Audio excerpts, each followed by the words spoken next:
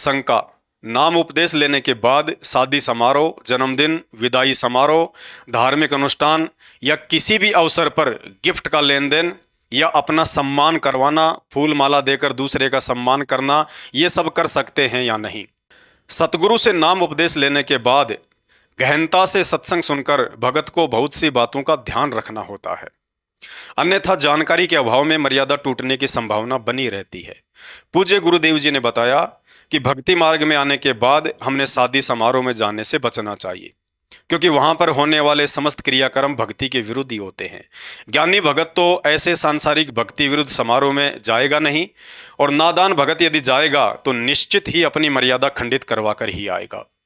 परमात्मा कहते हैं, बिना विचारे जो करे पाछे वो पछताए, काम बिगाड़े आपना और जग में होत हंसाए।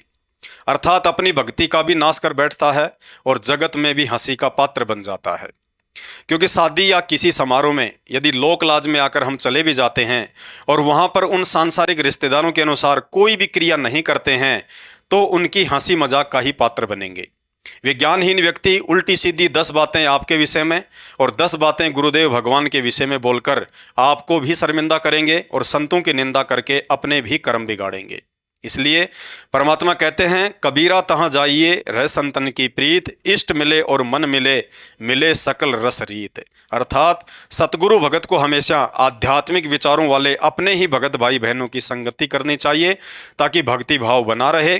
गुरुदेव भगवान कहते हैं, दुनिया से ती दोस्ती पड़े भजन में भंग, एका एकी राम से या साधु के संग। अर्थात यदि भगत होकर आप जगत वालों के साथ ज़्यादा मेल मिलाप या उठना बैठना रखते हैं तो अवश्य एक ना एक दिन उनकी बातों से आपकी भक्ति व विचारों में भंग पड़ना शुरू हो जाएगा।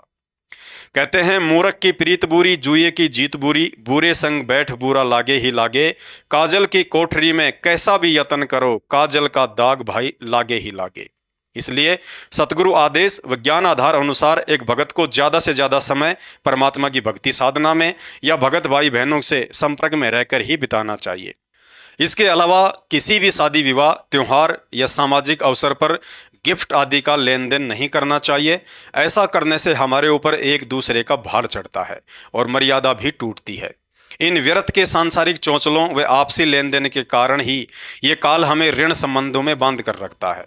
जगत को ज्ञान नहीं है, इसलिए उन्होंने इस तरह के सामाजिक समारोह अपने मनोरंजन, मान सम्मान व दिखावे के लिए बना रखे हैं।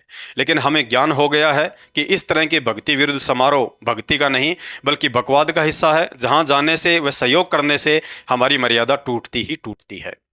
जिस प्रकार डायबिटीज के मरीज को मिठाई से दूर रहने में ही फायदा है, वरना किसी के जबरदस्ती करने या ज्यादा ही प्रार्थना करने से मिठाई खा ली तो मौत भी हो सकती है। ठीक इसी तरह व्यर्थ की सामाजिक परंपराओं व समारोह में शामिल होना या गिफ्ट आदि का लेन देन करना एक भगत को शुगर के मरीज के समान उस मिठाई की तरह समझना चाहिए जो एक स्वस्थ व्यक्ति के लिए तो अमृत के समान हो सकती है, लेकिन वही मिठाई उस मरीज के लिए मीठे जहर के समान होती है।